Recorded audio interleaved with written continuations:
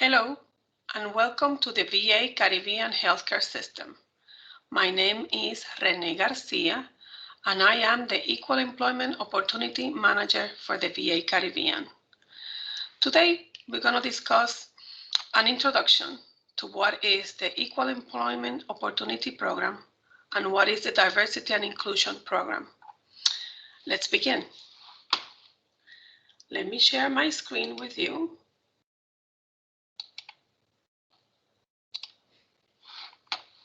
There it is. I can be reached at email rene.garcia-colon@va.gov or at my extension 112277. The objectives for today's introduction are to recognize what is discrimination and understanding your role for this program, to recognize and prevent the sexual harassment in the workplace, to recognize the value of the diversity and inclusion in the workplace, and to recognize what is cultural competency. The EEO program is established by law under the Title VII of the Civil Rights Act of 1964. On this law, the Title VII, it prohibits the discrimination on the basis of race, color, religion, national origin, and sex. The law also makes it illegal to retaliate against any person who places a complaint or to participate in the complaint process. The law requires that employers also reasonably accommodate any religion request when it is presented to management. So let's begin to talk a little bit of this Title VII Civil Rights Law, because what is this all to you or to me? Well, this law covers all United States citizens, including Puerto Rico. It is where your civil rights are defended upon the face of discrimination. And let's talk a little bit about it and what is your role in this program. Here, I present to you a list of the anti-discrimination laws, executive orders, and some of the regulations most commonly used in our program. The first of all is the Title VII of the Civil Rights Act.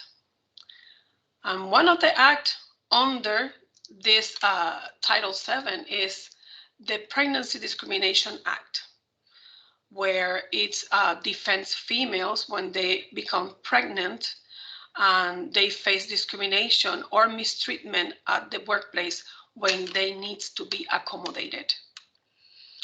Another act is the Equal Pay Act of 1963, Equal Pay for Equal Work.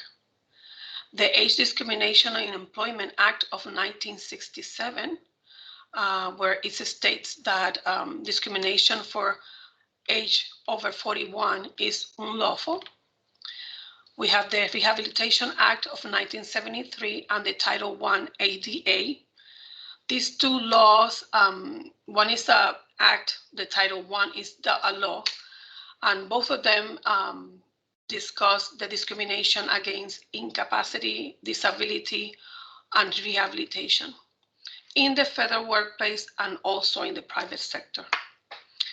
The GINA, which is the Genetic Information Non-Discrimination Act, is when a sector requires tests before granting any benefit package. That is not usually common in federal sector. VA guidance on gender identity, transgender status, and the Executive Order 13087, sexual orientation discrimination. I'm going to stop 2 minutes here because those two guidance we can talk extensively. But Rene Garcia would like to tell you as an employee or as a future employer that The gender identity, transgender status, or sexual orientation of any of our employees is not our business. It's not your business. You cannot base a workplace decision because of the sexual orientation, gender identity, or transgender status of any of our employees. So, for me to you, I just want you to remember that any of these topics is not your business. So if you're making this a basis to make a workplace decision, chances are you are incurring in an unlawful action or a discriminatory action. So let's continue. Other type of discrimination. We have sexual harassment, workplace harassment, hostile work environment, and these three topics I will be discussing a little bit further in the next slide. Let's talk a little bit of parental status and marital status. It is unlawful to discriminate because your employee is single and this one is married, therefore I should place this one during daytime. Or because, oh, this one has children, this one doesn't have children. If you're basing your decision on that, you will be incorrect because the law protects under sex, parental status, and marital status. Also, the prohibited personnel practices protects the marital status of an employee. Not related to EEO, but there are also discriminatory actions are decisions based against a veteran, an employee that is a veteran and place a request for training, and it is mistreated because he has orders.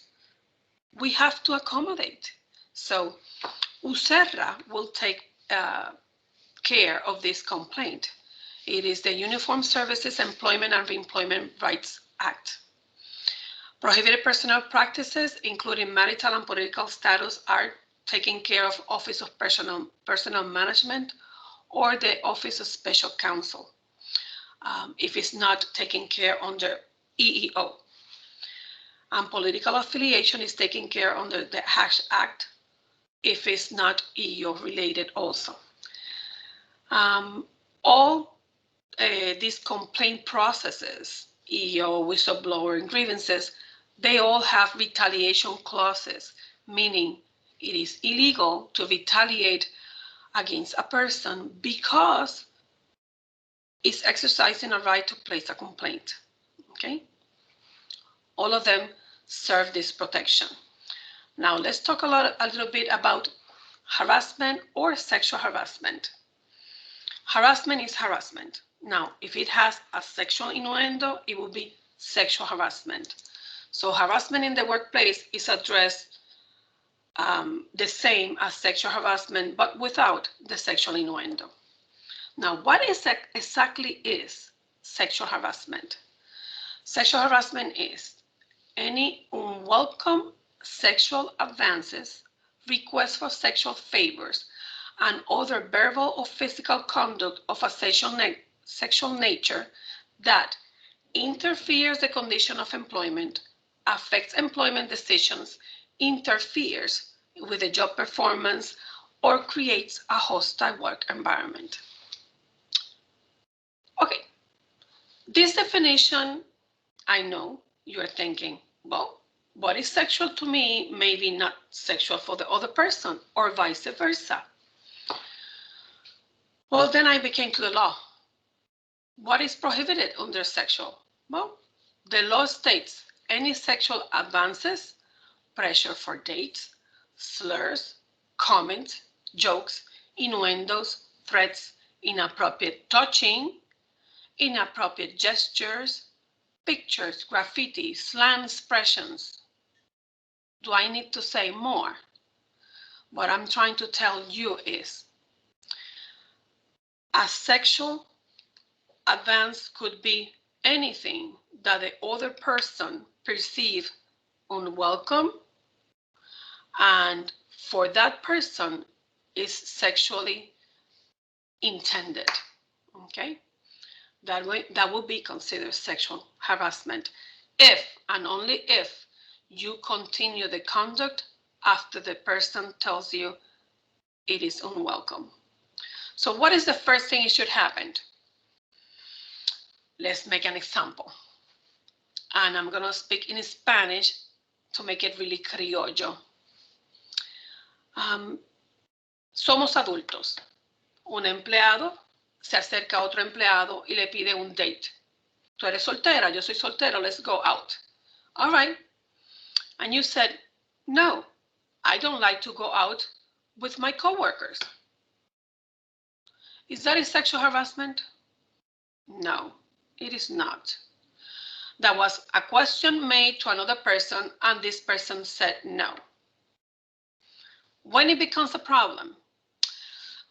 It becomes a problem when, as a culture, nosotros los hispanos, pues quizás a veces nos criaron diciendo, sé persistente, sigue insistiendo.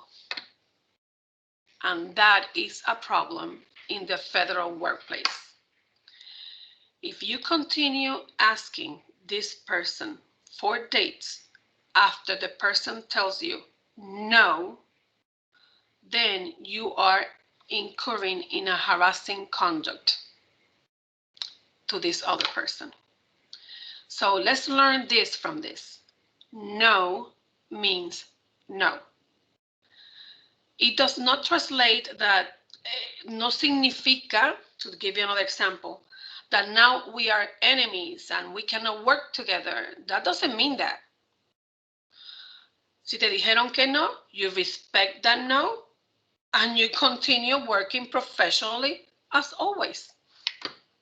Because we have to work as a team, okay? No is no. Now, if the person that tells you no feels uncomfortable, you noticed, you may recover, you say, I am so sorry that I made you feel that way. It will not happen again. And that's recovery. That will be correct. What else can you do about it? You ask a question, the person said no, the no is received. Sorry, I made you feel that way, and it will not happen again. That would be a proper recovery. Now, if the person said no, and then you turn around and start talking about the person and making comments and creating a hostile work environment, that will be a problem for everybody, not only for you or for the person. Now involves everybody. This is I'm always faced with this question. People ask me, but Renee, anything could be sexual harassment. Vamos a explorar eso. Posiblemente en tu intención se puede ver como que anything could be sexual harassment. Well, anything could be malinterpreted as a sexual advance. But if a stop is placed, you recognize and you do not do it again, it is not sexual harassment. It was a question or an action, it said no, and that's it. It's over. It will not be repeated. The problem begins when it is repeated and repeated, okay? And it is a conduct problem, and it will be addressed as conduct with disciplinary actions to include removal if the person does not understand that no is no. Now, the Title VII covers everybody. That includes patients. That includes visitors. So you that will be a healthcare professional, there is going to be a healthcare professional in this agency. Your role is very important, and it is very important that you understand the responsibilities that come with it. When you are in the position of providing care to a patient, you are management, and you represent management at that official act of performing your job. Let's say, and let's give you another example in criollo time.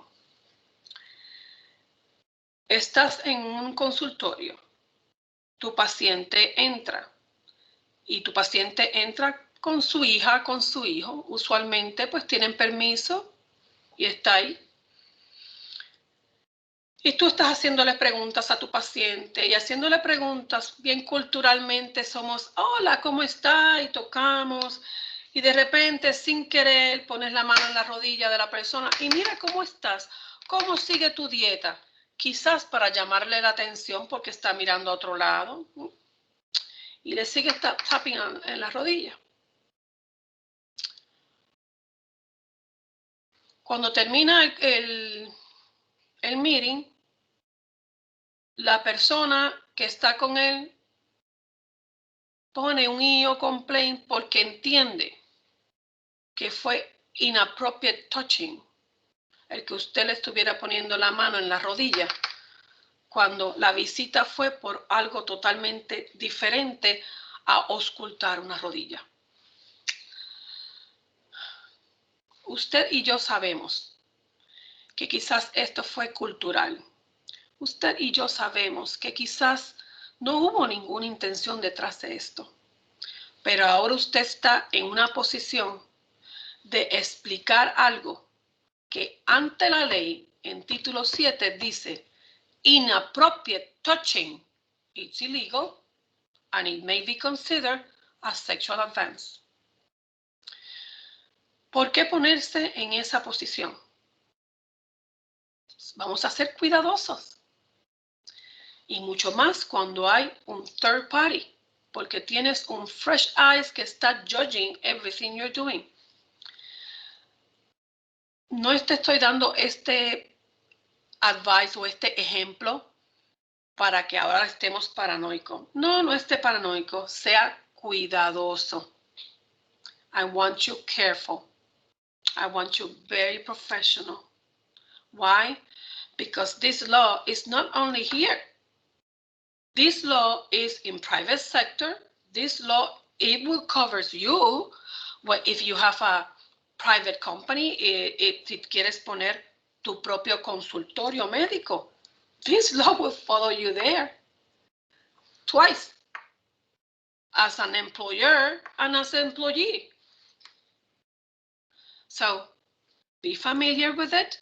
Let's practice good way of doing procedures from day one, and it becomes second nature to you. All right, that includes procedures. And let me explain this to you that sometimes people get confused about it. In the healthcare profession, hey, I have to touch, I have to feel. Yes, you do. But you also have to explain before. Let's make it a practice. How you do, Miss, for example, how you do, Miss Garcia? I have to escort your bag, so please take off your shirt. I'm gonna touch here, I'm gonna press here, I'm gonna pull here. That's it. Make it a practice. It is a good practice, and you'll be safe. Even if a complaint it is raised, hey, that's part of the procedure, and as part of the procedure, the practitioner is explaining to you what he's doing. That includes procedures that the person have done before with you, okay? Because you don't know when the person comes a day that, you know, I don't feel it right. So it's a practice. You know what we're gonna do, we're gonna touch here, we're gonna pull here. Make it a practice, it becomes a second nature. So let's keep moving. To establish a claim of harassment, the complainant must show that he's from a protected class of the EEO, that the action is unwelcome. And I understand there are employees who have a problem saying, oh, Renee, but I'm afraid of saying no, stop. Then get help. Get somebody to assist you to have a meeting or to tell this person, stop. It has to be done. If you don't clarify that the action is unwelcome, then everybody will suppose that it is welcome. All right. So the stop must happen. So if you need help, look for help. There is help everywhere. Call me, call your supervisor, call your director, your team leader. They will assist you. Okay. To place a claim of harassment, the harassment have the purpose of or effect of being unreasonably interfering with the workplace, interferes with your work. I cannot do my job. And remember, if it has a sexual innuendo, a sexual component, it will be processed as sexual harassment. Okay. Hostile work environment. A hostile work environment is when a person cannot do their job because of the conduct of others. Okay, it interferes with the individual work and is severe and pervasive enough to create an environment that maybe is intimidating, is hostile. I mean, you just don't want to go to work. Okay. It is rare when one occasion that something happened, it is constitute a hostile work environment. No. Chances are one incident is not a hostile work environment. One incident is one incident. No, I cannot do that 100% because there are incidents severe enough that it may constitute a hostile environment. Okay? So every complaint is addressed differently and is investigated and based on their own facts in terms of what happened. Now, what do you do if you need to place a complaint? You are to call the Office of Resolution Management, ORM. This is the office that will process all EEO complaints for all VA. The process is centralized to ensure the accuracy and the equal treatment for everybody. All complaints are processed there. The phone number is 1-888-566-3982. I will give it to you. It's in the brochure. It is in the presentation. And the most important thing I want you to remember is you have to call them. I cannot call them. You have to call them and to place your complaint. It is your process. It is your complaint. Okay? You take the decision what to do with it. A lot of people ask me the question, do I need to talk to somebody before calling ORM? No, you do not. I am here for you if you have any questions, if you need any to explain the process, where I'm at, I'm here for you. But you don't need to call me first or to talk to me first to place your complaint. Feel free to do so anytime that you need it, okay? Do you want to talk to me before, after, during? I am here for you, but you don't need to talk to me to place the complaint. Okay, calling Office of Resolution. There is the phone number, 1-888-566-3982. You may visit my office. It's located in room C239 in main building, second floor.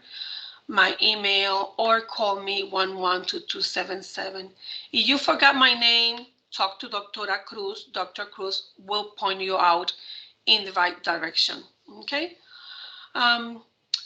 We also offer facilitation if you need meetings to talk to persons that you may believe is a difficult communication. We have facilitation meetings through the ADR program. Is open for you too. And any counseling or guidance if you contact ORM and do not understand what they told you or what the process is, etc. We are here for you. Just come on and talk to us, okay? Remember, you have 45 days to place a complaint from the date of the Discrimination Act. Very important. If you learn today that whatever decision was taken, it was based on one of the discriminatory actions, the basis specified in Title VII, it was discrimination, and you have 45 days from that date to place the complaint, okay, with ORM. Now let's talk 2 minutes about communicating respectfully in a diverse workplace. Diversity is what it makes the beauty of any agency. When you have representation from all groups, different cultures, and all of them are different. They are raised differently, they are educated differently, they have different way of doing procedures and different ways to rationale and action. Now, if you do not understand the other person, how can we communicate effectively? Trying to understand and educating yourself, seeking to understand others, that is what it makes culturally competent a workforce. So to be culturally competent, we need to educate each other about our differences, about why you are as you are and why I do things in this way. That do not translate in trying to convince others of my values, of what I believe. That's not possible. You are not here to convince anybody of what you believe. You are here to do a job with the VA core values and the VA characteristics of our service. They are defined already. Your core values and your way of doing things, you do it at home. Here you follow VA's values and characteristics. And no one should come over and try to place on you their personal values or beliefs. That will be incorrect, okay? Now, how you can help to make a diverse workforce to be inclusive. That is the most important term, to be inclusive. Yes, we can be diverse. One of this, and one of this, but do we integrate? Do we work as a team? Do we listen to each other? Do I place value of what the other person can bring to the table? That it could be an excellent, a great idea. That is inclusiveness. When you open yourself to a different way of doing something that you usually do in one way, and maybe you never thought of a different way of doing it. And maybe it's good. Who knows? How do you know? You have never tried it. Okay? So promoting inclusion and respect in the workplace, it will be a way to assist to all become a cultural competent workforce. Understanding the impact of any stereotype and bias statement, even if it is casually said.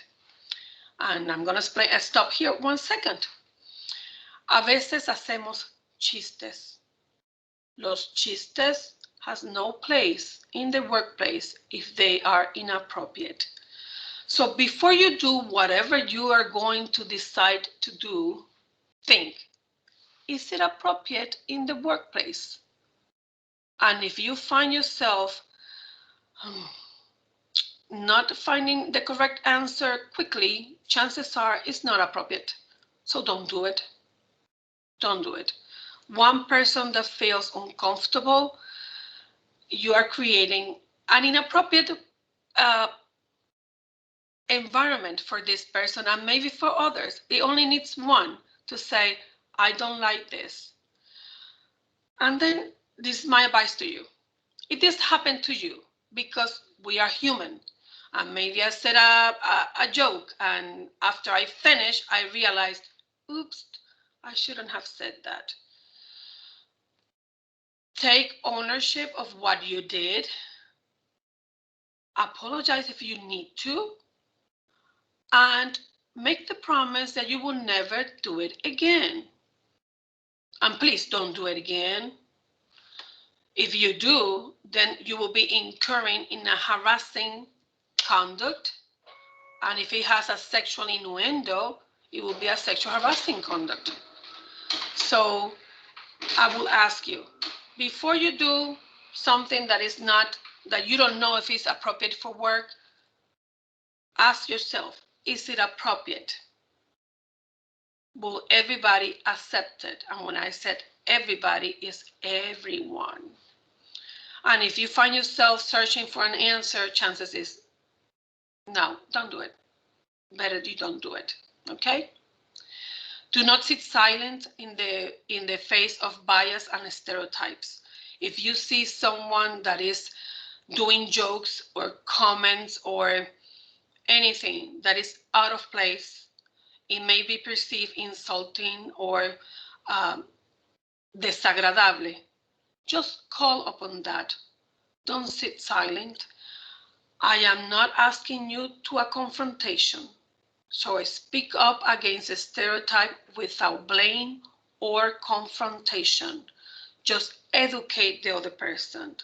For example, well, I heard your joke, but I don't know. I think that maybe Louis or John may feel addressed by it because it was a fat people joke and they may feel uncomfortable about it. You know, by doing this to the person who did it, the person is going to think, whoa, maybe it was inappropriate what I did. And then best thing to do is to say, hey, I did this and I found myself that I believe it may be inappropriate, and I want to assure you it was not intended for you and it will not happen again. I promise that it will not happen again. So I take it back. Okay? That's the best thing you can do if you find yourself in that position. Now, always remember the VA core values are integrity, commitment, advocacy, respect, and excellence. And the characteristic for VA is trustworthy, accessible, quality, innovative, agile, and integrated. Now, to achieve this, we need cooperation of every single person in the workforce. The EEO office follows under the director's office, and it has many, many other programs that we addressed. I am open if you need further explanation of any of the programs. If you would like to have a session privately, if you want to consult something or just to educate yourself or your group, let's talk. You know where to reach me, or through Dr. Cruz. It could be arranged anytime. And this will be it. Remember, education is the key for making a VA a fair, diverse, and inclusive organization of the 21st century. Thank you for all you do. Thank you for your time. Have a great internship. Oh, I forgot one more thing. You will receive some documents, and let me stop sharing and go back to, okay, I am back. You will receive the VA Secretary's statement for the EEO program. It's a 17 pages policy statement. We could have a talk over this if you would like to discuss every single item on it. But this is the annual statement that by law it has to be signed by the VA secretary, and our director afirma este policy, and in a two shorter policy statements that also will be given to you by the education office, or your supervisor may have them, or if you send me an email, I will forward them to you over email, not a problem. Okay, it's an annual requirement that every employee receive this. Also, I left with the education office a flyer from the ORM information that could be placed in your bulletin board or just handy information to have in one sheet. All right, so that will be it for my presentation for today. It's brief, and if you have any questions, you know where to reach me. have fun in everything you do in a professional manner, and enjoy your stay and your internship with VA, and see you around. Bye-bye.